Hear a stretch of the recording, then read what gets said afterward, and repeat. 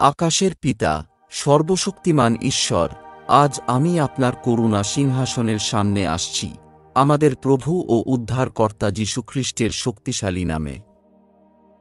আমি আমার পরিবার এবং ঘর আপনার হাতে সমর্পণ করছি।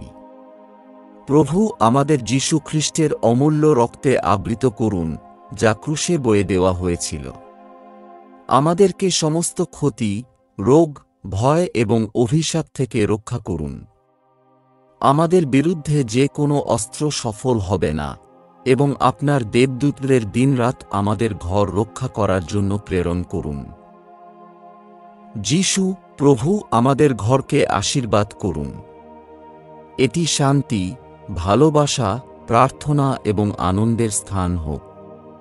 প্রতি কক্ষকে পবিত্র আত্মার উপস্থিতিতে পূর্ণ করুন। আমার স্বামী, স্ত্রী, আমার সন্তানদের এবং যারা এই ঘরে প্রবেশ করে তাদের আশীর্বাদ করুন। আমাদের ঘর এমন একটি স্থান হোক যেখানে আপনার নাম উচ্চিত এবং প্রশংসিত হয়।